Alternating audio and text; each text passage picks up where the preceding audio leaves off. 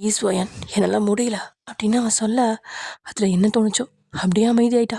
இன்னைக்கு நம்ம ஜேகேயோட எஃப்எஃபான my unromantic கோல்சிவோ part 6 தான் பார்க்க போகிறோம். So head must imagine your self and கண்டிப்பாக அந்த லைக் பட்டனையும் ஹைப் பட்டனையும் தட்டிட்டு போயிருங்கடா. ஓகே வாங்க நம்ம வீடியோக்குள்ளே போயிடலாம். லாஸ்ட் எதிர முடிச்சிருந்தோம் அப்படின்னா வயன் நான் ஹாஸ்டல்லே இருந்துக்கிறேன் அப்படின்னு சொல்லியும் ஜேகே அவனோட வீட்டுக்கு முன்னாடி வந்து கார் நிறுத்துறான். காரில் ஏறிந்துமே சலுப்பாக இருந்ததால் வயன் அப்படியே தூங்கிட்டான். கார் நேராக ஜேகே வீட்டுக்கு போயிடுச்சு. கார் அவனோட வீட்டை அடைஞ்சதும் அவளை எழுப்புறான். ஏய் எந்திரி, வீடு வந்துருச்சு. சார் என்னை விட்டுட்டு வந்து உங்கள் வீட்டுக்கு வந்திருக்கலாம்ல, திரும்ப நான் ஹாஸ்டல் வேற போகணும் அப்படின்னு தூக்க கலக்கத்தில் புலம்புறான். இல்லை இன்னும் 2 நாளைக்கு நீ இங்கே தான் இருக்க போகிற. அவன் அப்படி சொல்லவுமே ஒயன் அதிர்ந்து அவனை பார்க்குறான். சார் விளையாடாதீங்க. எனக்கு மட்டும் ஆசை கிடையாது உன்னை என் வீட்டில் வச்சுக்க. எல்லாம் அந்த ஜின் சொல்லிட்டு போனான். அதனால தான் உன்னை இங்கே வீட்டுக்கு கூட்டிகிட்டு வந்திருக்கேன். அவன் வர்ற 2 நாள் ஆகுமா, அது வரைக்கும் இங்கேயே இரு. ஹாஸ்டலில் ஏன் தனியாக இருக்கா? ஜின் வந்ததும் அவன் உன்னை பார்த்துக்குவான் அப்படின்னு சொல்லி முடிக்கிறான் ஜேகே. இல்லை சார் பரவாயில்ல, என்னால் என்னை பார்த்துக்க முடியும். நீங்கள் ஹாஸ்டல்லே என்னை விட்டுருங்க. என்னால் உங்களுக்கு ரொம்ப சிரமம் சார். நான் சொன்னது தான், பேசாமல் உள்ளவா அப்படின்னு கீழே இறங்குறான். வயனோ என்னடா இது வம்பா போச்சு, இவன் கூட 2 நாள் இருக்கணுமா? கொஞ்ச நேரம் கூட இருந்தாலே நமக்கு என்னென்னமோ பண்ணுது. 2 நாள் நானும் இவனும் மட்டுமா? நல்லா தான் இருக்கும், ஆனால் பயமாக வர இருக்கே அப்படின்னு மனசுக்குள்ள புலம்பிட்டு இருக்கா. ஏய் உனக்கு தனியாக சொல்லணுமா, கீழே இறங்கி வா அப்படின்னு ஜேகே கத்த. இதோ வந்துட்டேன் சார் அப்படின்னு பார்த்துட்டுமா கதவை திறக்க போகிறான். அப்படின்னு கதவை தொட்டதுமே வலி உயிர் போயிடுது. ஏய் இரு நானே வரேன் அப்படின்னு ஜேகே காரோட கதவெல்லாம் திறந்து விட்டான். கதவை திறந்து விட்டுட்டு ஜேகே வேகமாக உள்ளே போக இவன் மெதுவாக தேங்கி உள்ளே போகிறான். உள்ளே போனதுமே அங்கேருந்து சோஃபாவில் உட்காடுறான். ஜேகே அவன் ரூமுக்கு போயிட்டான். இவளை பார்த்ததுமே வேலைக்காரங்க ஜூஸ் கொண்டு வராங்க. என்னம்மா நல்லா இருக்கீங்களா? நல்லா இருக்கேண்ணா. என்னாச்சும்மா உன் கைக்கு? ஒரு சின்ன ஆக்சிடென்ட்ண்ணா, கையில் அடிபட்டுருச்சு. சரிம்மா இந்தா ஜூஸ் சாப்பிடு அப்படின்னு கொடுத்துட்டு அவர் போயிட்டாரு. ஜூஸ் டம்ளர் கீழே இருக்கு, அதை எடுக்க ட்ரை பண்ணிட்டு இருக்கா வயன். அவளால் முடியல. அதான் 2 கையிலையுமே கத்திப்பட்டுருக்கு இல்லையா, அதனால கட்டு 2 கையிலுமே இருக்கு. சரின்னு சொல்லிட்டு அப்படியே வச்சுட்டா. ஜேகே குளிச்சு முடிச்சுட்டு நார்மலான ட்ரெஸ் போட்டுட்டு வந்திருக்கான். இன்னைக்கு கோட் ஷூட் போடாமல் ஃபார்மலாக ஒரு ஷர்ட் போட்டு வந்திருக்கான். ஃபர்ஸ்ட் டைம் அவனை இந்த மாதிரி ஒரு ட்ரெஸ்ல அவ பார்க்குறா. எந்த ட்ரெஸ் போட்டாலும் இவன் அழகு குறையவே மாட்டேங்குது. அழகு கூடிக்கிட்டே தானே போகுது. இந்த சட்டைனால அவள் அழகா, இல்லை அவனால தான் அந்த சட்டை அழகான்னு மட்டும் தெரியல. ஐயோ 6 பேக் வேற பக்கவா தெரியுதே அப்படின்னு யோசிச்சுட்டு இருக்கா வயன். ஜேகே வந்து கால் மேலே கால் போட்டு உட்காந்துட்டு லேப்டாப் பார்த்துட்டு இருக்கான். அவன் அழகுல மேம்பந்து அவனையே பார்த்துட்டு இருக்கா வயன். அவனோட அந்த குண்டு உருண்டை கண்கள் அப்படியே கருவொளி அங்கேயும் இங்கேயும் போக அவ இன்ச் பை இன்ச்சா அவனை ரசிச்சிட்டு இருக்கா. அவனை குறுகுறுன்னு பார்க்குறா. ச்சே என் ஆளு எவ்வளோ அழகா இருக்கான், அப்படியே பார்த்துட்டே இருக்கணும் போல இருக்கே. நீ மட்டும் நம்ம லவ்வுக்கு ஓகே சொல்லியிருந்தா இந்நேரம் நான் உன் மடியில் உட்காந்து என்கிட்ட திமிர் காட்டுறாந்த செவ்வியத்தில் பிடிச்சி கடிச்சிருப்பேன்டா அப்படின்னு அவனை பார்த்து ஒரு ஏக்க பெருமிச்சு விட்டான். அவன் ஏதோ உணர அவளை நிமிர்ந்து பார்க்குறான். என்ன அப்படின்னு கண்ணாலேயே கேட்க அவனோட அந்த திடீர் அசைவில் பயந்து அவள் இல்லை அப்படின்னு தலையை சேர்க்குறான். சும்மா வேடிக்கை பார்க்காம ஜூஸ் எடுத்து குடி. சார் கையில் அடிபட்டிருக்குல்ல, ஜூஸை பிடிக்க முடியல, கொஞ்சம் ஹெல்ப் பண்ணுறீங்களா அப்படின்னு பாவமாக முகத்தை வச்சுட்டு கேட்க. இது வேறையா அப்படின்னு மனசில் நினச்சிக்கிட்டு யோசிக்கிறான். உடனே செஃப் சொல்லுங்க சார் அப்படின்னு அவரும் ஓடி வந்து கேட்க. ஸ்ட்ரா இந்த எடுத்துட்டு வாங்க. அவங்களுக்கு கையில் அடிபட்டிருக்கு, ஜூஸ் டம்ளரை தூக்க முடியாது, அதனால நீங்கள் தான் இவங்க கொஞ்சம் பார்த்துக்க வேண்டியிருக்கும். உங்கள் ஒய்ஃப் எப்போ வராங்க? சார் நாளைக்கு மார்னிங் வராங்க. ஓகே அவங்க வந்தால் இவங்களுக்கு கொஞ்சம் உதவி பண்ண சொல்லுங்கள். சரிங்க பாஸ் அப்படின்னு அவர் உள்ளே போயிட்டாரு. அப்படியே ஸ்ட்ரா கொண்டு வந்து கொடுக்க. சே அவன் டம்ளர் எடுத்து கொடுப்பான்னு நினச்சேன். ஒரு ரொமான்ஸ் ஃபீல் பண்ணலான்னு நினச்சேன். எல்லாத்துக்கும் கரெக்டாக ஐடியா வச்சுருக்கான். சரியான ஃப்ராடு நாய் அப்படின்னு மனசில் அவனை திட்டிக்கிட்டே இருக்கான். அப்புறம் அந்த ஜூஸை குடிச்சிட்டு உட்காந்துட்ருக்கா. சார் சார் கொஞ்சம் ஃப்ரெஷ் ஆகணும். எந்த ரூமுக்கு போக? ஏன் ரூமுக்கு போ அப்படின்னு சொல்லிட்டு அந்த லேப்டாப்பை பார்த்துட்ருக்கான். இவர் எதுக்கு நான் இங்கே கூட்டிகிட்டு வந்தார்? பெருசாக ஹெல்ப் பண்ணுற மாதிரி இங்கே கூட்டிகிட்டு வந்துட வேண்டியது. ஆனால் நம்மளை கண்டுக்கவே மாட்டேங்கிறாரு. இங்கே இருந்திருந்தாலாவது இந்த பூர்ணி கொஞ்சமாக தான் ஹெல்ப் பண்ணியிருப்பா. இங்கே வந்து இவர்கிட்ட ஹெல்ப் கூட கேட்க முடியல. ரொம்ப கஷ்டமாக இருக்கு. பாத்ரூம் போகணும், இப்போ என்ன பண்ணலாம் அப்படின்னு யோசிச்சுக்கிட்டே அவனோட ரூமுக்கு போகிறான். கொஞ்ச நேரம் கழிச்சு அவன் லேப்டாப்பில் வேலை பார்த்துட்டு இருக்கும்போது தேதியை பார்க்க அவனுக்கு திடீர்னு ஏதோ நினைவு வருது. உடனே லேப்டாப் அங்கே வச்சுட்டு மேலே போகிறான். கதவை திறந்து வயன் வயன். ஆனால் வயங்கிட்டு இருந்த எந்த ஒரு சத்தமே இல்லை. பாத்ரூம் கதவு மூடி இருக்கு. அங்கே போய் கதவை தட்டுறான். உள்ளே இருந்து சத்தமே வரல. உடனே அந்த கதவை உடைக்க ஆரம்பிச்சிட்டான். 2 முறை இடிச்சதும் கதவு திறந்துக்குச்சு. அங்கே உள்ள வயன் சவுத்து நோரம் சாஞ்சு அப்படியே கீழே விழுந்து கிடக்குறான். அவளை சுற்றி ஒரே ரத்தமாக இருக்கு. ஓ ஷட், நான் நினச்ச மாதிரி நடந்துருச்சு, இப்போ என்ன பண்ணலாம் அப்படின்னு வெளியே வரான். டாக்டருக்கு ஃபோன் பண்ணேன். டாக்டரும் எப்படியும் நான் வரதுக்கு 1/2 மணி நேரம் ஆகும், உடனே அவங்கள க்ளீன் பண்ணி படுக்க வைங்க அப்படின்னு சொல்லிட்டாரு. அவனுக்கு என்ன செய்யறதுனே புரியல. பதட்டமாக இருக்கு. அவளை பார்த்துக்கிட்டே 2 நிமிஷம் அப்படியே நிற்கிறான். ஆபத்துக்கு பாவம் இல்லை, இப்போ வேற யாரையும் கூப்பிடவும் முடியாது, நம்ம மட்டும்தான் இவளுக்கு உதவி செஞ்சாகணும். என்ன பண்ணலாம் அப்படின்னு யோசிச்சுட்டு இருக்கான். தென் ஒரு முடிவு செஞ்சவனா அங்கிருந்த ஹீட்டரை ஆன் பண்ணிட்டு அப்புறம் அலமாரிக்கு போய் அவன் கிட்ட இருக்கிறதுலேயே ஒரு பெரிய ஒரு ஜிப்பை அவனை எடுத்துட்டு வரான். அதை அவன் ஒரு முறை கூட யூஸ் பண்ணதே கிடையாது. டைப் ஆஃப் ட்ரெஸ்ஸுமே அவனோட வாட்ரோப்ல இருக்கும். அது எதுக்கு இருக்குன்னு கூட அவனுக்கு தெரியாது. எப்பயுமே புது ட்ரெஸ் வர வர பழைய ட்ரெஸ் எல்லாமே வெளியே போய்கிட்டே இருக்கும். அவனோட டிசைனர் இவனுக்கு மாசத்துக்கு ஒரு தடவை அவனோட ட்ரெஸ் எல்லாம் மாத்திக்கிட்டே இருப்பாரு. அந்த ட்ரெஸ்ஸை எடுத்துக்கிட்டு பாத்ரூமுக்கு போறான்.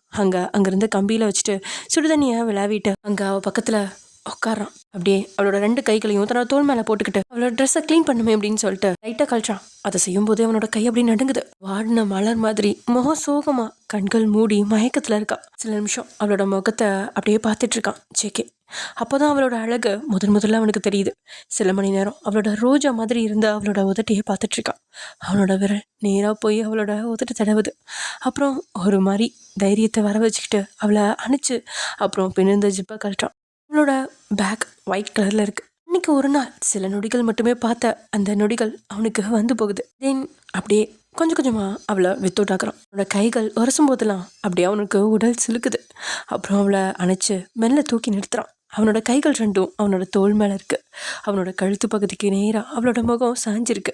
இன்னைக்கு அவளை ரொம்பவே பக்கத்துல பாக்குறான். அவ தேவதை மாதிரி இருக்கா. அவளோட களைஞ்ச அந்த கூந்தல், மூடின கண்கள், சீரா வந்துட்டு இருக்க அந்த மூச்சு, ரோஜா பூ மாதிரி அவளோட லிப்ஸ் எல்லாத்தையுமே அவனோட முகத்துக்கு நேரா இருக்கு. இப்போ இன்னொரு சொல்ல இருக்கா. அங்க கை போக நடுங்குது. அவசியம் செய்யணுமா அப்படின்னு யோசிக்கிறான். அவ இருக்கிற நிலைமை அவனை உறுத்துது.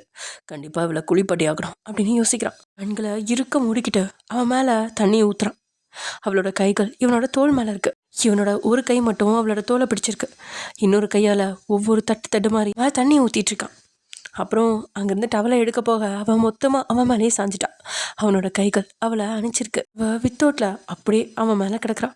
அந்த நொடி அவன் அப்படியே அதிர்ந்து போறான். கண்கள் திறக்கலாமா வேணாமா அப்படின்னு ஒரு போராட்டமே நடக்குது. வயன் அப்படியே அவனை அணைச்சிருக்கா. முதல் முறை ஒரு பொண்ணை உணர்றான். அவனுக்கு கொஞ்சம் ஹீட் ஆகுது. அவனுக்குள்ள பல எண்ணங்கள், பல ஹார்மோன் அவனை திக்கு முக்காட வைக்குது. அவளோட கழுத்து மடல் வாசனை அவனை ஏதோ செய்யுது. அவளை நல்லா அப்படி ஸ்மெல் பண்ணி பார்க்குறான்.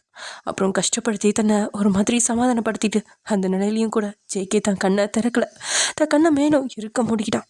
எந்த நிலையிலையும் தான் சுயம் தவறிடக்கூடாது அப்படிங்கிறதுல கண்டிப்போட இருக்கான். அப்புறம் டவலை எடுத்து அப்படியே அவ தண்ணி பட்ட இடத்துலாம் தொடச்சி விட்டுட்டு அந்த ட்ரெஸ் எடுத்துட்டு இருந்தான் இல்லையா, அதை அப்படியே மேலே போட்டு அவளை தூக்கிக்கிட்டு வெளியில வரான். தேவதை மாதிரி மிளறா. அவளை அங்கிருந்த சோஃபால உட்கார வச்சுட்டு அவளுக்கு அந்த ட்ரெஸ்ஸை நல்லா சரி பண்ணி விட்டான். அப்புறம் அங்கிருந்த சோஃபால அவளை படுக்க வச்சுட்டு அந்த பிளட் வர இடத்துல டவலை வச்சு மடிச்சு வச்சுட்டு அவன் மேலே போர்வையை போட்டு விட்டான். அப்புறம் அங்கிருந்து நகரும்போது அவளோட முகத்தை பார்க்குறான். பொன் நிலவ மாதிரி ஒளி மங்கி அமைதியோட இருக்கிற மாதிரி இருக்கு. அவ தூங்கும் பொழுது பார்க்க ரொம்பவே அழகா இருக்கா. அவன் கீழே உட்காந்து அப்படியே அவளோட தலைய தடவி விடுறான். அவளோட முகத்துல வழி தவறி வந்த அந்த முடி கற்றைகளை ஒதுக்கி விட்டுட்டு அவளை பார்க்க அவளோட அந்த பிங்க் கலர் லிப்ஸ் அவனை வா வான்னு கூப்பிடுது. அவனை அறியாமலேயே அவன் மேல பித்தனாகி போறான். அவன் தானாவே அவ பக்கத்துல போறான். இது காதலா இல்ல என்னன்னு அவனுக்கே தெரியல. அவன் மனசு அவன் சொல் பேச்சு கேட்குற நிலையிலேயே இல்லை. மோக வெள்ளத்துல விழுந்து கிடக்குறான். வயன் மட்டும் கண் வழிச்சிருந்தா அவளை இப்பயே சொந்தமாக்கி இருந்திருப்பான் போல.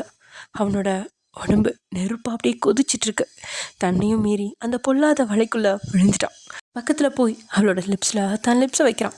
அப்படியே சாஃப்டா இருக்கு, ரோஜா பூ மாதிரி. அதுல அப்படியே மெய் மறந்தவன் அவளோட லிப்ஸ்ல கிஸ் பண்ண ஆரம்பிச்சிட்டான். கொஞ்சம் கொஞ்சமா அவனோட கிஸ் கொஞ்சம் டீப் ஆகுது. ஏனோ அந்த உதட்ட விடவே அவனுக்கு மனசு வரல. அவனோட கிஸ் இன்னும் ஆழமாயிட்டு இருக்கு. அந்த முத்தத்துல இருக்க அந்த டேஸ்ட்டை, உயிரை இப்போதான் புரிஞ்சுக்கிறான் ஜேகே. லைட்டா கிஸ் கொடுத்தவன் அப்படியே அவளை ஒத்துட்ட கடிச்சு வைக்கிறான். அதுல சின்ன துளி ரத்தம் வருது. அதை டேஸ்ட் பண்றான். அப்படியே கொஞ்சம் கொஞ்சமா முன்னேறிட்டே போக வெளியே வண்டி சத்தம் கேட்குது. அந்த வண்டி சத்தத்துல தண்ணியில வந்து கண் விழிச்சவன் அப்பதான் உணர்றான் நம்ம என்ன செஞ்சுட்டு இருக்கோம் அப்படின்னு. நான் கிட்ட இருந்து எழுந்தவன் என்ன காரியம் பண்ணிட்டோம் அப்படின்னு அந்த நொடி அவனுக்கு குற்ற உணர்ச்சியாக தான் இருக்கு. அவள் இன்னுமே ஆழ்ந்த மயக்கத்துல தான் இருக்கா. அப்புறம் அவன் தன்னை சுதாரிச்சுக்கிட்டு வெளியே போக அங்கே டாக்டரும் வர சரியா இருக்கு. கூடவே ஒரு நர்ஸையும் கூட்டிட்டு வராங்க. டாக்டர் அன்னைக்கு ஒயனை பார்த்துருந்த டாக்டர் தான். அதனால வந்து பார்த்துட்டு அவங்க சரியா டேப்லெட் சாப்பிடலாம்னு நினைக்கிறேன், அதனால தான் மறுபடியும் இப்படி ஆயிருக்கு. அவங்கள டேப்லெட்டை கண்டிப்பாக சாப்பிட சொல்லுங்க, இல்லாட்டி இந்த பிரச்சனை வேற எதிரியாவது பெருசாக கொண்டுட்டு போய் விட்டுரும்.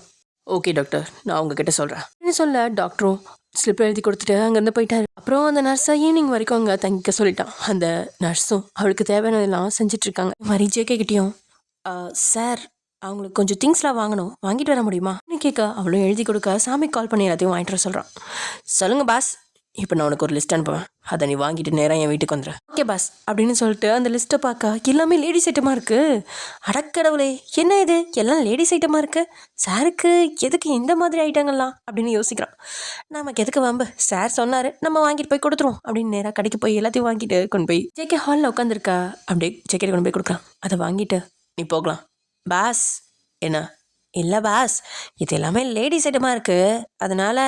ஓ, இது யாருக்குன்னு உனக்கு தெரியணுமா? ம், இதை நான் சொல்கிறேன், ஆனால் அதுக்கப்புறம் நீ வேலையில் இருக்க மாட்டேன், பரவாயில்லையா?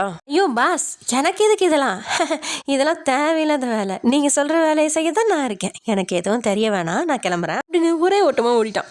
ஜேகே நேராக போய் அந்த சிஸ்டர்கிட்ட அதை எல்லாத்தையுமே கொடுக்க, அவளும் அதெல்லாம் சேஞ்ச் பண்ணிவிட்டு தேவையானதெல்லாம் செஞ்சுட்டு அவள் பக்கத்தில் அவள் கண் விழிக்கா காத்துட்ருக்கா. அரை மணி நேரம் கழிச்சு அவன் கண் விழிக்கா எங்கே இருக்கும் அப்படின்னு சுற்றி முற்றியும் பார்க்குறா. வயன் ரூமில் தான் இருக்கும் அப்படிங்கிறத உறுதிப்படுத்திட்டு அப்புறம் என்ன நடந்துச்சு அப்படின்னு யோசிக்கிறான். பாத்ரூம்குள்ளே வந்தோடனே அடிவயிறு வலிக்க ஆரம்பிச்சிருக்கும் செம்மையா. அப்போ தான் தேதி நினைவு வருது. அதுக்குள்ளே 1 மாதம் ஆயிடுச்சா? இல்லையே, இப்போ தானே ஆன மாதிரி இருக்கு, ஒரு 15 நாளைக்கு மேலே தானே இருக்கும் அப்படின்னு யோசிச்சுட்டே இருக்கும்போது வலி இன்னும் அதிகமாகுது. ஐயோ, இப்போ தான் ஞாபகம் வருது, டாக்டர் கொடுத்த மாத்திரையே தீர்ந்து போச்சே, அப்புறம் வாங்க மறந்துட்டேன், அதனால தான் வலி போல.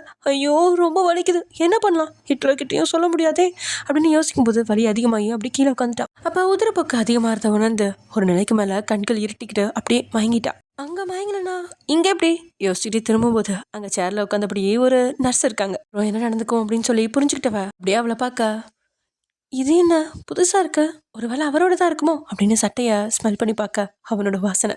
அவன் வாசனையில் அவள் அப்படியே மெய் மறக்கிறான். அன்னைக்கு அந்த பதட்டத்துலேயும் அவனோட வாசனை அவளை ஏதோ பண்ணுச்சு. அங்கே நடந்த கலவரத்துலேயும் அவன் வாசனையை அவள் உணர்ந்தா. ஆனால் அன்னைக்கு அவன் மேலே காதல் இல்லாததால் அதை கவனிக்க தவறிட்டான். ஆனால் இன்னைக்கு அவனையும் உலகம் வாங்கி போகிறான். அவனோட சட்டையில் அவனோட வாசனையை ரசிக்கிறான். ஆனால் அவளுக்கு தெரியல அந்த ஸ்மெல் ஜேகேவோட சட்டையிலேருந்து வரல. ஏன்னா அந்த சட்டையை அவன் போடவே இல்லை ஒரு நாள் கூட. இந்த ஸ்மெல் இவக்கிட்டேருந்து வருது. அவளை வித்தவுட்டில் அணைச்சு அவளுக்கு பணிவிடைகள் செஞ்சுட்டு இருந்த நேரத்தில் அவனோட வாசனை அவகிட்ட ஒட்டிக்கிச்சுன்னு நினைக்கிறேன். அதுவும் அந்த லெப் கிஸ்ல அவளோட பாடி கண்டிப்பாக உணர்ந்திருக்கும். அவனோட வாசனையை நல்லா ஸ்மெல் பண்ணுறான். அவனே அவள் பக்கத்தில் இருக்கிற மாதிரி இருக்குது. அந்த ட்ரெஸ் அவளுக்கு லூஸாக இருந்ததுனால தான் கண்ணங்களுக்கு பக்கத்தில் எடுத்துகிட்டு போய் அதை ஒட்டி பிடிச்சிக்கிட்டு கண்கள் மூடி ரசிக்கிறா அப்படியே. அப்போ கரெக்டாக அந்த ரூமுக்கு வந்து ஜேகே அவள் செய்கிற எல்லாத்தையும் பார்த்துக்கிட்டு நின்றுட்டு இருக்கான். அப்போ அவனோட ஃபோன் அடிக்குது. ஜேகே அதை பேசிட்டு அப்படியே கதவுக்கு வெளியில் அப்படியே போய் நின்று பேசிகிட்டு இருக்கா. அதை பார்த்து வையன், ஐயோ இவன் இப்போ இங்கே வந்தான், நல்ல வேலை நம்ம பண்ணதெல்லாம் பார்க்கல, இல்லை உன் மகனும் போயிருக்கோண்டி அப்படின்னு மனசில் நினச்சிக்கிட்டு நிமிர்ந்து பார்க்க அந்த சிஸ்டர் வந்து தூங்கிட்டு இருந்திருப்பாங்க. ஜேகேவோட ஃபோன் சத்தத்தில் அவங்களும் எழுந்திரிச்சிட்டாங்க. எப்படிமா இருக்கு? நல்லா இருக்கேன் சிஸ்டர். வலி எப்படி இருக்கு மேடம்? இப்போ பரவாயில்ல சிஸ்டர், அப்போ இருந்த மாதிரி கிடையாது, இப்போ லேசான வலி தான். ஓகே மேடம், கொஞ்சம் அதிகமாக போனதுனால ஒரு ஊசி போட்டிருக்காங்க, இதுக்கு மேலே ப்ளீட் ஆகாது, அப்படி ஆனாலும் லேசாக தான் ஆகும். ஓகே சிஸ்டர், நான் பார்த்துக்கிறேன். அப்புறம் டாக்டர் இன்னும் 1 மாதத்துக்கு மாத்திரை எழுதி கொடுத்துருக்காங்க, அதை சாப்பிடுங்க, அப்போ தான் அடுத்த முறை இப்படி நடக்காது. எந்தெந்த மாத்திரை எப்படி சாப்பிட்ணும், இந்த காயத்துக்கு தேவையான மருந்து ஆயின்மெண்ட் எல்லாமே இருக்குது, எப்படின்னு பார்த்து போட்டுக்கோங்க.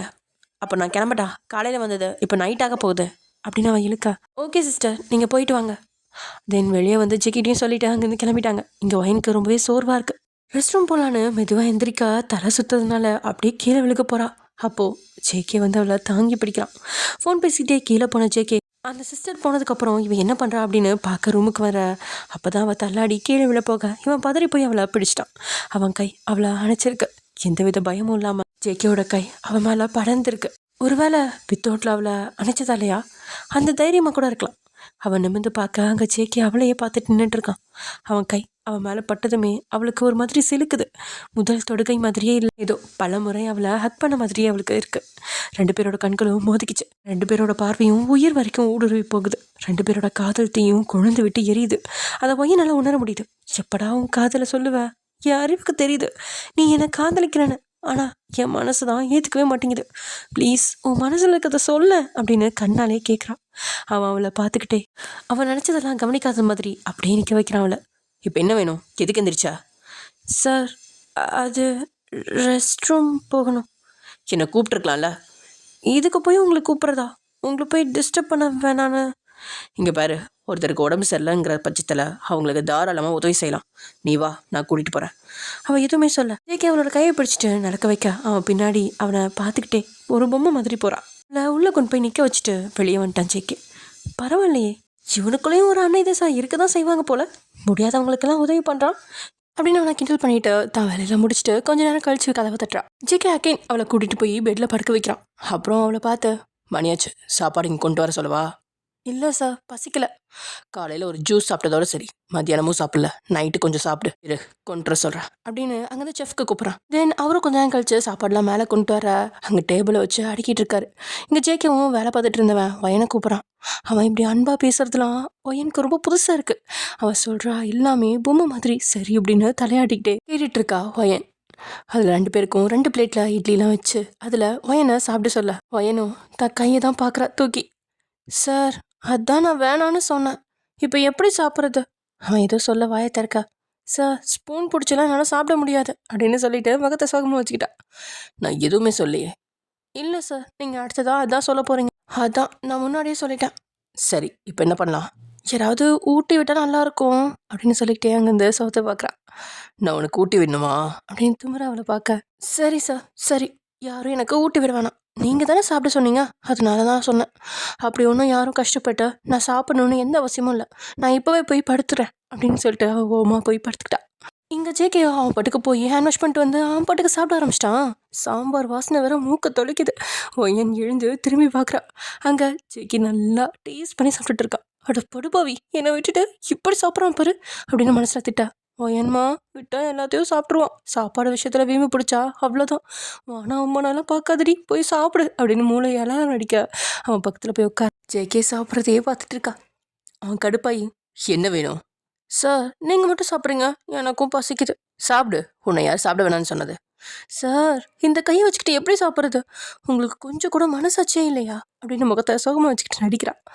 ஆமாம் தாயே, போதும் நடிக்காத, உன் மூஞ்சியை பார்க்க சகிக்கல. இப்போ என்ன, உனக்கு ஊட்டணும் அவ்வளோதானே, ஊட்டி தொலைக்கிறேன் அப்படின்னு சொல்லி அவளோட தட்டை எடுத்து அதில் இட்லி கொஞ்சம் எடுத்து அவள் வாய்க்கு பக்கத்தில் கொண்டுட்டு போகிறான். அப்போன்னு ஜேகேக்கு கால் வர வைனிங்க ஹாப்பியாக ஆன்னு வாயை திறக்க ஜேகே அந்த ஃபோனை பேசிக்கிட்டே கையை மேலேயும் கீழே ஆடிட்டு இருக்கான். நினச்சேன், என்னடா உலக அதிசயமா எனக்கு ஊட்ட வரனே, அதுவும் எதுவும் நடக்காமல் இருக்கே அப்படின்னு. அதான் வந்துருச்சுல தடை அப்படின்னு நினச்சி எப்படியாவது அந்த ஒரு வாயை வாங்கி ஆகணும் அப்படின்னு தீவிரமாக யோசிச்சு அவன் கை போகிற இடமெல்லாம் அவளும் போகிறான். ஆனால் அவள் வாய்க்குள்ள தான் இட்லி போல, பசி வேற வயிற்ற கிள்ளுது. அட என்னடா அவன் இங்கே போனால் அங்கே போனால் இங்கேன்னு கையை ஆட்டிக்கிட்டே இருக்கான், இன்னைக்கு விடக்கூடாது அப்படின்னு யோசிச்சு அவன் கையை பிடிச்சி இழுத்து அவன் கையில் இருந்த இட்லியை தன் வாய்க்குள்ளே போட்டுக்கிட்டான். போட்ட வேகத்தில் அவன் வரல கடிச்சுட்டான். அவனும் ஆ அப்படின்னு கத்தி அவளை பார்க்குறான். அவன் கத்தின வேகத்தில் அவளுக்கு ஒன்றுமே புரியல. அவனை பார்த்து பேந்த முழிச்சிட்ருக்கா. இட்லியோட திறந்த வாயை மூடல. ஜேகேயோ, உனக்கு கொஞ்சம் கூட அறிவில்லையா அப்படின்னு சொன்னோன்னே டக்குன்னு அந்த இட்லியை முடுங்கிட்டு, போங்க சார், நானும் எவ்வளோ நேரம் தான் இந்த இட்லியை வாங்குறதுக்கு காத்துட்டு இருக்காது, பசியில் வாய் வழியை வந்து விழுந்துரும் போல, அதனால தான் இட்லியை கடிச்சேன், தெரியாமல் என் பல்லு உங்கள் வரல பட்டுருச்சு அப்படின்னு முகத்தை பாம வச்சுக்கிட்டு சொல்கிறான். என்னது, உன் பல்லு பட்டுருச்சா? கொஞ்சம் விட்டுருந்தா என் வரல வயிற்றுக்குள்ளே தான் இருந்திருக்கும், இப்படியா கடிச்சு கேட்பாங்க, அறிவே இல்லையா அப்படின்னு கோமா வளர்த்துட்டான். சரி சார், ரொம்ப திட்டாதீங்க, ரொம்ப பசிக்குது, ப்ளீஸ் ஊட்டி விடுங்க. என்ன பண்ணி தொலைக்கிறது, எல்லாம் என் நேரம் அப்படின்னு புலம்பிக்கிட்டே அவளுக்கு ஊட்டி விட்டுட்டு இருக்கான். அவள் ஒவ்வொரு வாயும் வாங்கும்போது ரசித்து சாப்பிட்றான். அவன் கண்ணு மூக்கு அவன் கண்ணும் எல்லாத்தையும் பார்க்குறான். அவனோட ஒவ்வொரு அசைவையும் பார்த்துக்கிட்டே அவளோட ஒவ்வொரு வாயையும் சாப்பிட்டுட்டு இருக்கா. அவளுக்கு ஏனோ கண்ணில் கண்ணீர் வருது. அவன் கூட இந்த வீட்டில் ஒன்றா இருக்கும். அவன் நமக்காக ஊட்டி தான் விடுறான், இது போதுமே, நமக்காக வேற என்ன வேணும்? அவனை கல்யாணம் பண்ணி பொண்டாட்டியாக தான் வாழணுமா என்ன? இந்த மாதிரி ஒரு பிஏவாக இருந்தாலே எனக்கு போதும். டேய், என்கிட்ட இந்த மாதிரி அன்பாரு, எனக்கு அது மட்டும் போதும், இந்த மாதிரி சின்ன சின்ன சந்தோஷங்களே போதும் அப்படின்னு மனசில் நினைக்க கண்கள்லேருந்து கண்ணீர் வருது. ஏய், அதான் காரம்னு தெரியுதுல, தண்ணி குடிக்க வேண்டியதானே? சார், கையில் அடிபட்டிருக்கு, எப்படி தண்ணி குடிக்க? ஆனா இதையே சொல்லு அப்படின்னு சலிச்சுக்கிட்டு அங்கே இந்த டம்ளரில் தண்ணி அவளுக்கு ஊட்டி விடுறான். அவளுக்கு ஊட்டி முடிச்சதுமே அவன் அங்கேருந்து தட்டை எடுத்துக்கிட்டு வெளியே போகிறான். ஒயன், இந்த மாதிரி இருந்துட்டா அவன் கையே போனால் கூட ஜாலி தான் அப்படின்னு சந்தோஷத்தில் 2 கையும் தட்ட வலி உயிரே வாங்கிருச்சு. ஐயோ அம்மா அப்படின்னு கத்துறா. அடியே ஒயன், அவசரப்பட்டு உன்னை நீயே புண்ணாக்கிக்காதடி அப்படின்னு தனக்கு தானே சமாதானம் பண்ணிக்கிட்டான். இப்படி டைம் ஸ்கிப் ஆக ஜேகே கீழே வேலை பார்த்துட்டு இருக்கா. இவளுக்கு இந்த ரூமில் இருக்கவே போர் அடிக்குது. உடனே தன்னோட நைட்டியை தூக்கிக்கிட்டு பெட்லேருந்து கீழே இறங்குறா. ஆமாம், அந்த நர்ஸ் தான் ட்ரெஸ் மாற்றி விட்டுருந்தா. நம்ம ஹீரோ எங்கே இருக்கான் அப்படின்னு யோசிச்சுக்கிட்டே கீழே இறங்குறா. அங்கே ஜேகே கால் மேலே கால் போட்டுக்கிட்டு லேப்டாப்பில் வேலை பார்த்துட்ருக்கான். எப்பயும் போல தான் வாயில் ஜெல் ஊற்றிக்கிட்டே அவனை சைட் அடிச்சுட்டே கீழே இறங்கி வந்துட்டுருக்கா. தினம் அப்படியே வந்து அவள் பக்கத்தில் இருக்க சோஃபாவில் உட்காந்து ஜேகே தன்னை பார்ப்பானா அப்படின்னு பெருத்த ஏக்கத்தோடையே அவனை பார்த்துட்ருக்கா. இதை சேத்திரம்னு ஜேகேவும் அவள் பார்க்குறத பார்த்த, என்ன வேணும்? அது போர் அடிக்குது சார், கொஞ்ச நேரம் டிவி பார்க்கலான்னு நினச்சேன். அவனும் ரிமோட் எடுத்து ஆன் பண்ண விட, நியூஸ் சேனல் ஓடிட்டுருக்கு. அதை பார்த்து மூஞ்சியை சுளிக்கிறா. இப்போ என்ன போகிறது சார்? ஏதாவது கார்ட்டூன் சேனல் போடுங்களேன். கார்ட்டூன்ஸ் பார்க்குற வயசு அது? ஹலோ சார், எந்த வயசாக இருந்தாலும் கார்ட்டூன்ஸ் பார்க்கலாம். கார்ட்டூன்ஸ் பார்க்க வயசு ஒரு தடை இல்லையே. மனசு என்றைக்குமே ரிலாக்ஸாக இருக்கும். உங்களுக்குலாம் அதில் என்ன தெரிய போகுது அப்படின்னு அவள் பாட்டுக்கு கார்ட்டூன் பார்க்க ஆரம்பிச்சிட்டா. அதுவும் சின்சான் ரொம்பவே ஹாப்பியாக சந்தோஷமாக பார்த்துட்ருக்கா. கூடவே அவனை சைட் அடிச்சுட்டு இருக்கா. இது எதையுமே கண்டுக்காத மாதிரி ஜேகே அவன் வேலையாக பார்த்துட்ருக்கா. அப்புறம் 3 வேளையும் அவனுக்கு ஜேகேவே சாப்பாடு ஊட்டி விடுறான். அடுத்த நாள் அந்த சமையல்காரரோட ஒய்ஃப் வந்துட்டாங்க. ஜேகேயோட வீட்டில் ஒரு பொண்ணை பார்த்ததும் அவருக்கு அதிர்ச்சியாக இருக்குது. இத்தனை வருஷத்தில் அவர் கூட இந்த வீட்டில் இருந்ததில்லை. பல முறை தான் கணவன்கிட்ட கூட்டிகிட்டு போக சொல்லி கேட்டிருப்பாரு. ஆனால் அவர் முடியாது அப்படின்னு சொல்லிட்டார். ஆனால் இப்போது தானே அவரே வந்து கூட்டிகிட்டு போகிறாரு. அதான் அந்த செஃப்போட ஒய்ஃப் தான் அவங்க. ஸோ அவங்களுக்கு ஒயனை பார்த்தோன்னே ரொம்ப சந்தோஷமாக இருக்குது. சாருக்கு ஏற்ற பொண்ணு தான் அப்படின்னு நினச்சிக்கிட்டாங்க. தென் ஒயன்கிட்ட அவங்க பேச ஆரம்பிக்க ஒயனோட கேரக்டரும் அவங்களுக்கு பிடிச்சி தான் போயிடுச்சு. 2 பேரும் ஃப்ரெண்ட்ஸ் ஆகிட்டாங்க. அடுத்த நாள் ஜேகே கம்பெனிக்கு போயிட்டான். அந்த 2 நாட்களுமே சமையல்காரன் மனைவி தான் ஒயனை கவனிச்சுக்கிட்டாரு. 2 நாள் ஜேகே அவ கூட இருந்ததே பெரிய விஷயம். தென் தான் இப்படி 4 டேஸ் கழிஞ்சிருச்சா. அன்னைக்கு ஈவினிங் ஒயன் தான் அப்படியே கார்டனில் உட்காந்து யோசிச்சுட்ருக்கா. நம்ம வாழ்க்கையில் என்னென்ன நடக்குது? நம்ம இதுக்கு தேவையில்லாமல் இங்கே தங்கி இருக்கோம். நம்ம தான் இவனை லவ் பண்ணுறோம். ஆனால் அவர் நம்மளை லவ் பண்ணலையே. அப்புறம் ஏன் இன்னும் அவர் வீட்டில் தங்கியிருக்கோம்? இது தப்பா சரியான தெரியல. ஒரு கல்யாணமாகாத பொண்ணு இப்படி தங்கலாமா? ஜின்னு நீ கிட்ட இருந்தால் உன் மேலே லவ் வர அதிக வாய்ப்பு இருக்குது அப்படின்னு சொன்னான். நம்மளும் வேண்டா வெறுப்பா தங்கினோம். இதுக்கு மேலே இங்கே இருக்கிறது சரியில்லைன்னு நினைக்கிறேன். காலையில் இங்கேருந்து கிளம்பி ஆகணும் அப்படின்னு யோசிச்சுட்டு மேலே அவன் ரூமுக்கு போகிறான். ரூமுக்கு போய் தன்னோட துணியெல்லாம் பேக் செய்கிறான். என்னை கேட்டா ஜேகே வந்த உடனே சொல்லிட்டு போகிறது தான் சரின்னு தோணுது அப்படின்னு யோசிச்சு அவனோட பெட்டில் உட்காரா. அந்த பெட்டில் உட்காரமோ ஜேகேயோட ஞாபகம் வருது. இவர் இங்கே தானே தூங்குவார் அப்படின்னு யோசிக்கிறான். அப்புறம் ரூம் முழுசும் சுற்றி பார்க்குறான். தென் அங்கே அவனோட ஃபோட்டோஸ்லாம் நிறையா இருக்கா. அதெல்லாம் பார்த்து ரசிச்சிட்ருக்கா. இங்கே இருந்த டேபிள் சேர்னு எல்லாத்துலேயுமே அவனோட வாசனை தான் நிறைஞ்சிருக்கு. அந்த ரூம் முழுசுமே அவனோட ஸ்மெல் மட்டும் தான் நிறைஞ்சிருக்கு. ஏண்டா என்னை இப்படி கொள்ற? நீ இருந்தாலும் என்னை சாவடிக்கிற. நீ இல்லாட்டியும் உன்னை நினச்சி ஏங்க வச்சு சாவடிக்கிற. எனக்கு என்னதான் பண்ணுறதுன்னு ஒன்றுமே புரியல. போடா எருமை அப்படின்னு அவனோட ஃபோட்டோவை பார்த்து கொஞ்சிட்டு இருக்கா. தென் அப்படியே வார்ட்ரோப்பை திறந்து அதில் இருக்க ட்ரெஸ்ஸஸ்லாம் அப்படியே கையால் நகர்த்திக்கிட்டே வந்த ஒரு ட்ரெஸ் எடுத்து அவனோட ஸ்மெல் பண்ணி பார்க்குறான். தென் என்ன நினச்சாலோ அப்படியே அந்த சட்டையை மடித்து அவளோட பேக்கில் வச்சுக்கிட்டா. அவனோட நினைவாக இந்த சட்டை மட்டும் போதும் அப்படின்னு நினைக்கிறான். தென் அங்கேருந்து ஒரு டேபிளில் ட்ராவை திறந்து பார்க்க அதில் உள்ள ஒரு கவர் இருக்குது.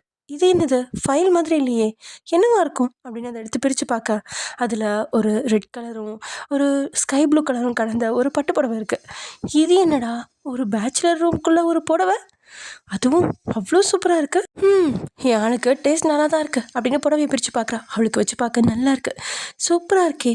இந்த புடவையை இவர் யாருக்கு எடுத்திருப்பாரு? வேண்டாம், ஒரு வேளை அவங்க அம்மா புடவையை கூட இருக்கலாம். பின்ன அந்த புடவையில் இருந்த ப்ளவுஸ் கீழே விழுகுது. அதை எடுத்து பார்க்க அது அவளோட சைஸ் மாதிரி கரெக்டாக இருக்கிற மாதிரி இருக்குது. என்னடா இது நம்ம சைஸ் மாதிரி இருக்கே, இது எப்படி சாத்தியம் அப்படின்னு யோசிக்கிறான். சரி கட்டி பார்ப்போம் அப்படின்னு அந்த புடவையை கட்டுறான். அந்த புடவையை கட்டி தலையை ஃப்ரீ ஹேர் விட்டு ஒரு சின்ன கிளிப் குத்துறான். ஒரு சின்ன பொட்டு வைக்கவும் அவ்வளோ அழகாக இருக்கா. அவளை பார்க்க அவளுக்கே ஆச்சரியமாக இருக்குது. தனக்காகவே நெஞ்சது மாதிரி அப்படி இருக்குது. அந்த புடவையோட கலரும் அவளோட கலருக்கு ஒத்து போக ப்ளவுஸ் அளவு சரியாக இருக்குது. மணியை பார்க்க ஏற்கனவே ஈவினிங் ஆயிடுச்சு. சரி இந்த புடவையை அவுத்துடலாமா அப்படின்னு யோசிச்சுட்ருக்கா. ஆக்சுவலி இவளுக்கு புடவை கட்ட தெரியாது. அந்த புடவை கட்டுறப்போ அந்த வேலைக்காரமாக இருக்காங்களே அவங்க தான் வந்து பார்த்துட்டு கட்டி விட்டுட்டு போவாங்க. ஸோ இப்போ அதை அவுக்கிற கூட இவளுக்கு மனசு வரல. எப்படியும் திட்ட தான் போகிறாரு, அவர் வர வரைக்கும் வெயிட் பண்ணி பார்க்கலாமா, இந்த புடவையோட சேர்த்து திட்டு வாங்கினா நல்லா இருக்கும்ல அப்படின்னு அவனுக்கு வெயிட் பண்ணிகிட்ருக்கா. இன்றைக்கி நடக்க போகிற இந்த விபரீதம் தெரிஞ்சா ஒரு வேளை புடவையை கட்டாமல் இருந்திருப்பாளோ என்னவோ. அதே சமயம் இங்கே ஜேகேவோட ஆஃபீஸில் 2 நாளாக ஜேகேக்கு வேலை சரியாக சுத்தமாக ஓடல. இந்த ஜின்னோட பேச்சை கேட்டு அவளை வீட்டுக்கு கூட்டிகிட்டு வந்தது தப்பாக போச்சு. பார்க்கக்கூடாத கருமத்தெல்லாம் பார்த்துட்டு இப்படி புலம்ப வச்சுட்டாலே அப்படின்னு ஜேகே யோசிச்சுட்ருக்கான். அந்த 2 நாட்களாக வயன்தான் அவனோட கண்ணு முன்னாடி தெரிஞ்சிட்ருக்கான். அவனோட இத்தனை வருஷம் பிரம்மச்சாரியத்தை ஒரே நாளில் கெடுத்துட்டான். அந்த நாளே கண் முன்னாடி வந்து போயிட்டுருக்கு அவனுக்கு. அங்கே பாத்ரூமில் அவளை அணைக்கா ஒரு பஞ்சு மூட்டை தான் மேலே விழுந்த மாதிரி அவ்வளோ சாஃப்டாக இருக்கா. அந்த நொடி அவனுக்கு ஒரு மாதிரி மின்சாரம் தாக்குன மாதிரி இருக்குது. அவளோட மென்மை அவனை ஏதோ செய்யுது. அப்புறம் அவளை தூக்கிக்கிட்டு வெளியே வரும்போது அவனோட கையில் ஒரு பூ மாதிரி இருந்தா. அவளுக்கு சொக்கா மாற்றி விட ஒரு முறை அவளை முழுசாக பார்த்துட்டான். அப்புறம் அந்த முத்தம் அவனாவே இல்லை, ஒரு மாதிரி போத தலைக்கேறி பித்து பிடிச்ச மாதிரி இருக்கான். அவன் ஜெயிக்கவே இல்லை. எவ்வளவோ பொண்ணுங்க இவனை மயக்க என்னென்னமோ செஞ்சாங்க. ஆனால் பல பொண்ணுங்க அவன் முன்னாடி முக்கால்வாசி வித்தோட்டில் வந்தால் கூட அவன் அதை கண்டுக்கவே இல்லை. அந்த நிமிஷம் கூட அதை அவன் ஒரு பார்ட்டாக மட்டும்தான் நினச்சி கடந்துருவான். நீ ஆணே கிடையாது ஒரு பொண்ணு அப்படின்னு பல பொண்ணுங்களும் இவனை திட்டிட்டு போயிருக்காங்க. யாருக்கும் மயங்காத இவன் அந்த 2 மல்லிகை மொட்டுக்கள்ல மயங்கிட்டான். அவன் மட்டும் அன்னைக்கு அந்த நிலையில இல்லாமல் இருந்திருந்தா என்ன நடந்திருக்குமோ அது அவனுக்கே வெளிச்சம். அவளோட நினைவுகள் இவனை சூடாக்க நேராக உள்ளே போய் குளிக்க ஆரம்பிச்சிட்டான். அவன் அங்கே இருக்கிற வரைக்கும் அந்த வீட்டுக்குள்ளே போகக்கூடாது அப்படின்னு முடிவெடுத்துட்டான். தென் அதுக்கப்புறமா அவனுக்கு ஆஃபீஸில் இருக்க பிடிக்காம வெளியே போயிட்டான். அவன் அடிக்கடி போகிற மிகப்பெரிய பாருக்கு போகிறான். அங்கே இவனை மாதிரி மிகப்பெரிய பிஸ்னஸ் மேன்ஸ், அப்புறம் பெரிய வீட்டு பொண்ணுங்க அந்த மாதிரி மட்டும்தான் வருவாங்க. ஸோ அதனால் அவன் எப்போவுமே அங்கே மட்டும்தான் வருவான். வருஷத்துக்கு ஒரு முறை வர்றதே கஷ்டம்தான். ஜேகேவை அங்கே பார்த்ததுமே சில பேர்த்துக்கு அதிர்ச்சியாகவும் சில பேர்த்துக்கு ஹாப்பியாகவும் இருக்குது. அவன் உள்ளே போய் குடிக்க ஆரம்பிச்சிட்டான். அங்கே சாராவும் அங்கே தான் இருக்கா.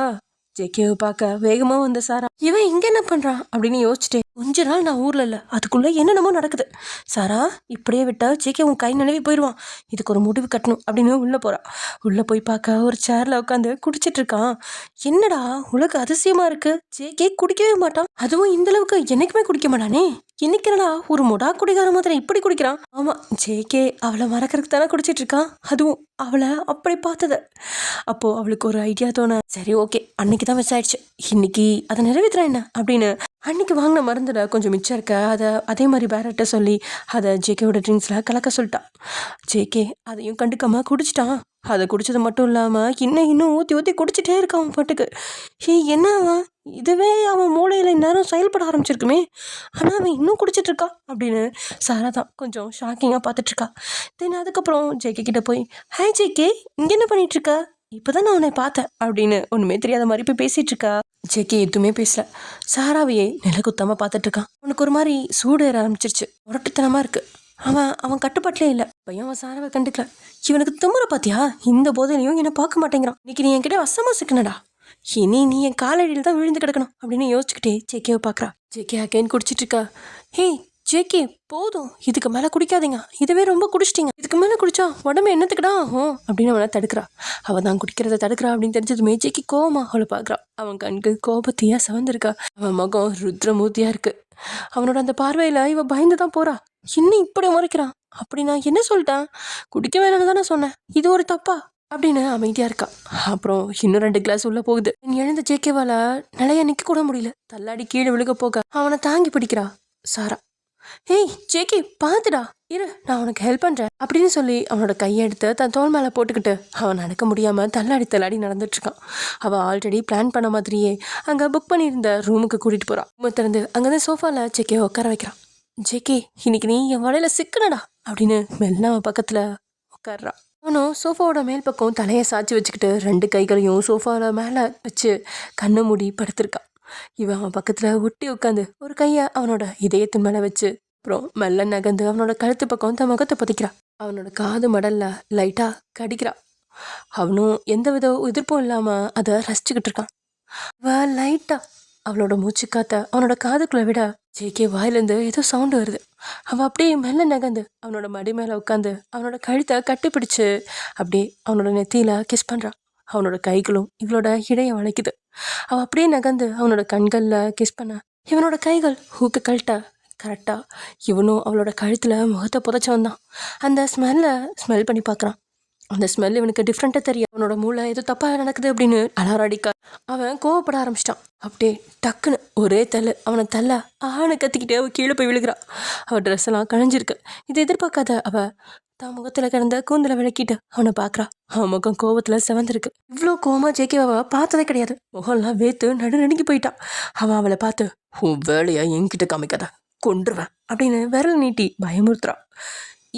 இல்லை ஜேகே, அது ஏய் அப்படின்னு கத்தி பேசக்கூடாது. இவ்வளோ அமைதியாயிட்டான்.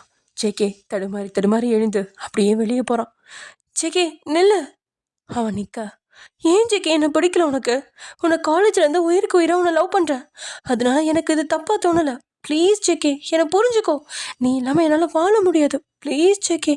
அப்படி எனக்கு என்னதான் குறைச்சல், ஏன் என்னை லவ் பண்ண மாட்டேங்கிற அப்படின்னு கத்துறா. அவன் மெல்லமாக திரும்பி அவளை பார்த்து சிரிச்சு, அதுக்கெல்லாம் ஒரு தகுதி வேணும், உன்கிட்ட அது இல்லை அப்படின்னு சொல்லி நடக்க ஆரம்பிச்சிட்டான். அவன் சொன்னதில் அதிர்ச்சி அடைஞ்சாலும் அவனை பார்த்து, அப்படி என்கிட்ட என்ன தகுதி இல்லை அப்படின்னு கத்த அவன் காதில் விழுறதுக்கு முன்னாடியே அவன் போயிட்டான். அவளுக்கு கண்ணீர் வர கொஞ்ச நேரம் அழுகிறான். அப்புறம், உன்னை எப்படியாவது அடையாமல் விட மாட்டேன் ஜேகே, உனக்கு எவ்வளோ தைரியம் இருந்தால் என்னையுமே வேணும்னு சொல்லுவேன், உனக்கு நான் தாண்டா பொண்டாட்டி, இது யார் நினச்சாலும் மாற்ற முடியாது அப்படின்னு வெறித்தனமாக கத்திக்கிட்டு இருக்கா. அப்புறம் இவனை ஏதாவது செய்யணும் அப்படின்னு மனசில் நினச்சிக்கிட்டு அப்படியே உட்காந்துட்டு இருக்கா. அங்கே நடந்த எல்லாத்தையுமே பார்த்துட்டு இருந்த 2 கண்கள் அவளை நோக்கி வருது. அதே சமயம் இங்கே பாரை விட்டு வெளியே வந்த ஜேகே தள்ளாடி தள்ளாடி தன்னோட காரை அடையிறான். எப்பவுமே இந்த மாதிரி இடங்களுக்கு வர மாதிரி இருந்தால் அவன் டிரைவர் கூட்டிகிட்டு வந்துடுவான். ஸோ காரு வீட்டை நோக்கி போகுது. அதே சமயம் இங்கே அவன் வந்தால் சொல்லிட்டு போயிடலாம் அப்படின்னு வயனும் எல்லா பொருட்களையும் எடுத்து வச்சு அந்த சாரியை கட்டிக்கிட்டு அவன் வந்தால் இந்த சாரியை மட்டும் காமிச்சிட்டு அதுக்கப்புறம் அவன்கிட்ட திட்டு வாங்கினாலும் பரவாயில்ல, டென் மாற்றி கொண்டு வந்து அவன்கிட்டே கொடுத்துட்டு நம்ம கிளம்பிடலாம் அப்படின்னு சொல்லிட்டு உட்காந்துருந்தவ அப்படியே இந்த பெட்டில் தூங்கியே போயிட்டா. ஜேகேவோ சீக்கிரம் போ சீக்கிரம் போ அப்படின்னு அந்த டிரைவரை போட்டு கத்த அவரும் வேகமாக வந்து வீட்டில் விட ஜேகே தள்ளாடிபடியே அப்படியே மேலே தடுமாறி மாடி கேடிட்டுருக்கான் அவனோட ரூமுக்கு. அவனுக்கு கண்கள் கூட தெளிவாக தெரியாத போது நிலையில் இருக்கான். உடம்பு வர அனலாக கொதிச்சிட்ருக்கு. வெடிச்சிடுற நிலைமையில இருக்கான். இன்னைக்கு முழுசு தண்ணியில் இருந்தாலும் அவனோட தகைப்பு போகாது. இங்கே இருந்த பைத்தியக்காரி வேற சோறு கண்ட இடமே சொர்க்கம், மெத்த இருக்க இடமே தூக்கம் அப்படின்னு பெட்டில் பெப்பர் பேன தூங்கிட்டு இருக்கா. சாரியும் விலகி இருக்கு. அவளோட பளிங்கு மாதிரி இடுப்பு அழகாக மின்னுது. அவள் ஒரு சைடாக படுத்திருந்தால அவளோட பெல்லி பட்டன் கூட தெரியுது. ஜேகே ஒரு வேளை தன் ரூமுக்குள்ளே வந்து கதவை லாக் பண்ணுறான். அவன் எப்பயும் மாதிரி தான் செய்கிறான். அப்புறம் திரும்பி பார்க்க பெட்டில் யாரோ படுத்திருக்க மாதிரி இருக்கு. அங்கே பார்க்குறான். எதுவும் சரியாக தெரியாமல் மங்கள தான் தெரியுது. கண்களை தேய்ச்சிக்கிட்டே நல்லா பார்க்குறான். அங்கே அழகே உருவான பூக்குவியல் ஒன்று இருக்கிற மாதிரி வயன் கிடக்குறான்.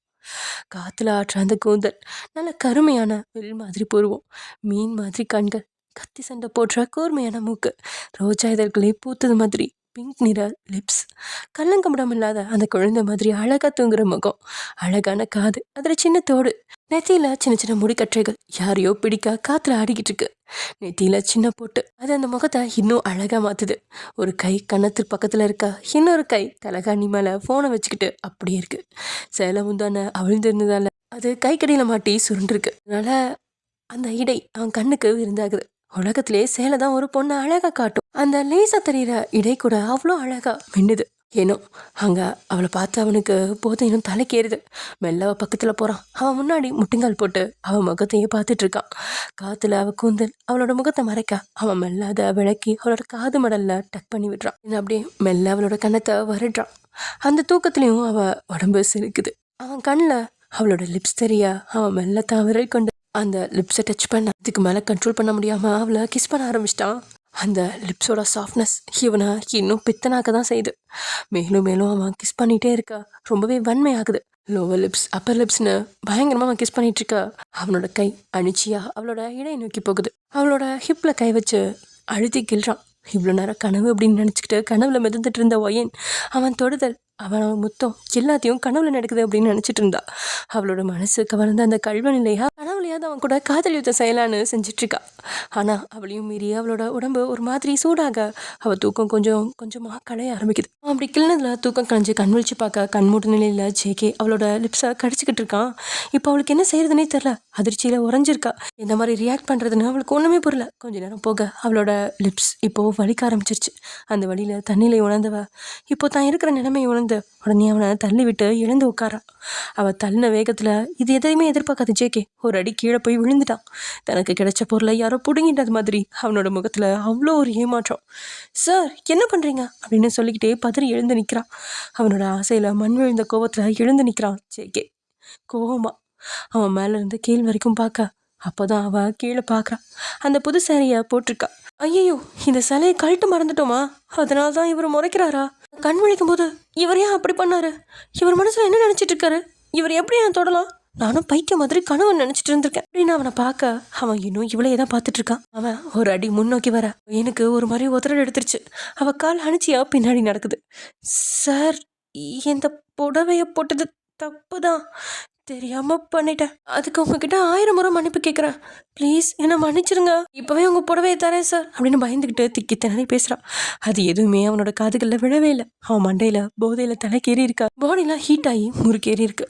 அவள் வாய் அசைவு மட்டும்தான் அவனுக்கு தெரியுது. அதுவும் அவனை வா அப்படிங்கிற மாதிரி கூப்பிடுற மாதிரி தான் இருக்குது. அதில் இன்னும் அவன் பித்தனாகி தான் போகிறான். இங்கே வயன் பயந்துக்கிட்டே பின்னாடி நகர ஜேகே முன்னாடி வர கடைசியில் சவுத்துல போய் மோதி நிற்கிறான். அவளோட கண்களில் பயம் தெரியுது. ஓ இந்த சேலைக்காகவா இவ்வளோ கோவமாக இருக்காரு? ஐயோ வயன் தப்பு பண்ணிட்டியே. இவனை பற்றி தெரிஞ்சும் இந்த சேலையை போட்டுட்டு ஐயோ அப்படின்னு உள்ளுக்குள்ளே கதறான். அவள் பக்கத்தில் வந்துட்டான். ப்ளீஸ் சார் என்னை மன்னிச்சிருங்க சார் அப்படின்னு கெஞ்சிறான். அவனையும் அறியாமல் கண்களில் நீ கோத்துக்குச்சு. அவனோட பார்வையை பார்த்தனாலே ஏதோ தவறப்படுது. அந்த நொடி அவனோட கை அவள் சேலையை பிடிச்சி இழுத்துருச்சு.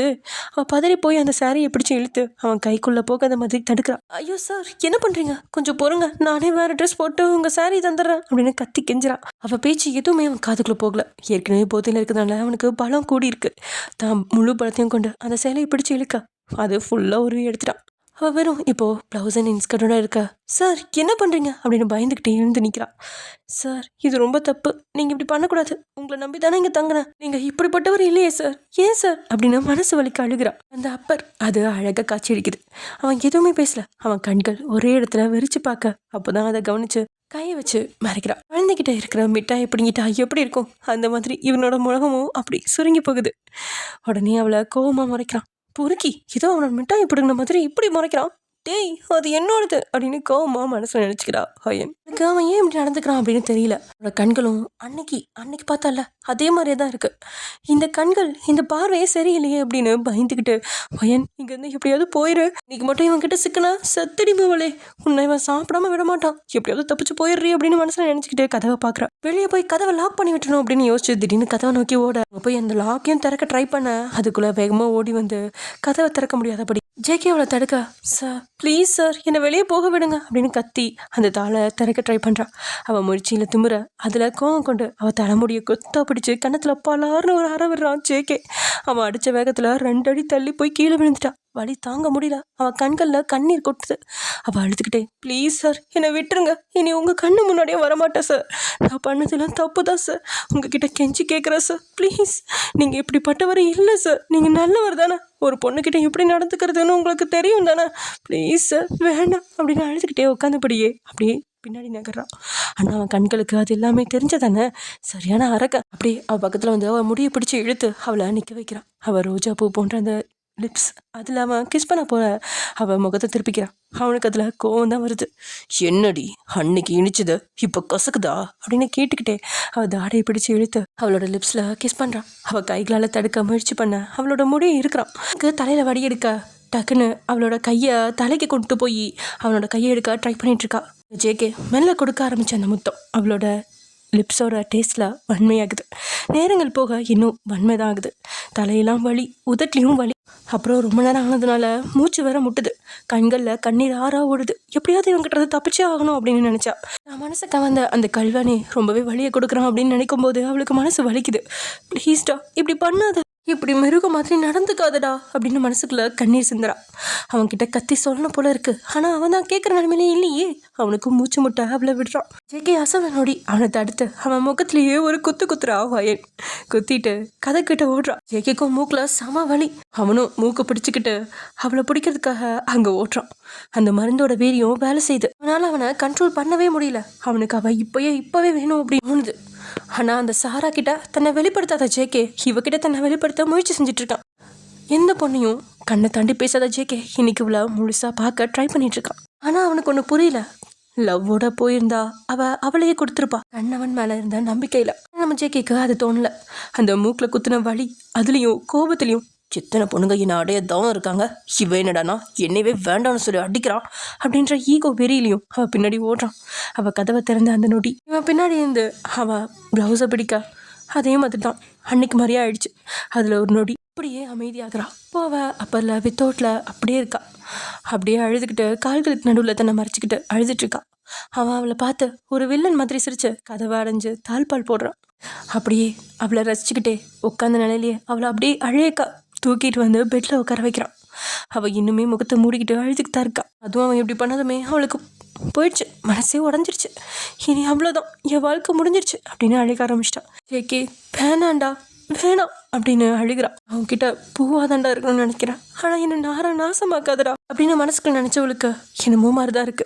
அது எப்படியாவது இவன்கிட்ட இருந்து தப்பிக்கணும், என்னை எப்படியாவது காப்பாற்றிக்கணும் அப்படின்னு போராடுறா. ஜேகே இன்னும் ஆஃபீஸ் போன ட்ரெஸ்ஸில் தான் இருக்கான். போய் வேகமா துண்டு எடுத்தவன் அப்படியே அவன் இடுப்பில் கட்டிக்கிட்டு இவன் பக்கத்தில் வரான். ஃபுல்லாக வித்தவுட்டில் இவ எப்படியாவது தப்பிக்கணும் அப்படின்னு நினச்சி நிமிர்ந்து அவனை பார்க்க அவன் அப்படி வந்ததுமே இவ இதுதான் நேரம் அப்படின்னு ஓடி சாரியை தூக்கிக்கிட்டு ஓடுறா வெளியில். அதை பார்த்த ஜேகே நொடியும் தாமதிக்காம ஓடி போய் அவன் கையை பிடிச்சு இழுக்கிறான். பொறுக்கி நாய் என்னை விடுடா, உனக்கு அப்படி என்னடா பாவம் பண்ண, நீ நல்லா இருக்கணும் தானே நினச்சேன், அது ஒரு தப்பா அப்படின்னு அழுதுகிட்டே கத்துறான். அவன் காதில் எதுவுமே விலகலை. அவளை சவுத்தோரத்துல நிக்க வச்சு அவ கணத்துல பலார் அறையறான். இந்த அறையில அவளோட மூளையே கலங்குது. கைகள் ரெண்டையுமே சவுத்தோட சேர்த்து லாக் பண்றான். அப்புறம் அவளை பார்க்க அவ கோவமா முகத்தை திருப்பிக்கிறான். ஜேகேக்கு அது மட்டுமா இருக்கு. அப்புறம் பார்த்துட்டு இருக்கான். இவன் எங்க பாக்குறான் அப்படின்னு அவன் பார்வை போன இடத்த பார்த்த அவளுக்கு அதிர்ச்சி. இப்பதான் அவ உணர்றா அவ அப்பர்ல வித்தோட்டில் இருக்கிறது.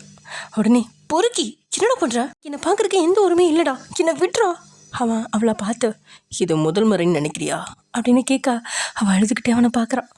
அன்னைக்கு பாத்ரூமில் விழுந்து கிடந்தையே, அன்னைக்கு உன்னை குளிப்பாட்டினதே நான் தான். அவன் அப்படி சொல்லவும் அவனை அதிர்ச்சியாக பார்க்குறான்.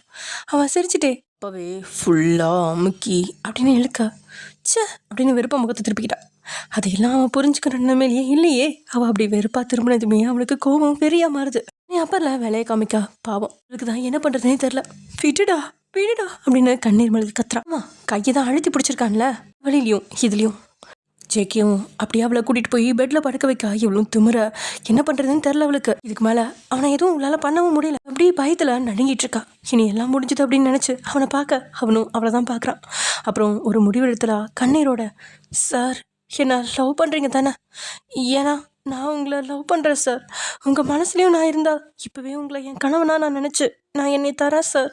ஆனால் மனசில் காதல் இல்லாமல் இது தப்பு சார். ஒரு பொண்ணை கட்டாயப்படுத்தக்கூடாது சார். ப்ளீஸ் சார் சொல்லுங்கள், நான் உங்கள் மனசில் இருக்கேனா அப்படின்னு அழுதுகிட்டே அவனை பார்க்குறான். ஏகேவோ அவனோட வளர்ப்பு கத்துட்ட சொல்லிச்சு திமிரா சிரிக்க. அதையே அவன் பதிலாக எடுத்துக்கிட்ட வயன் அதிர்ச்சியில் ஒரேறான். அவன் தன்னை காதலிக்கல.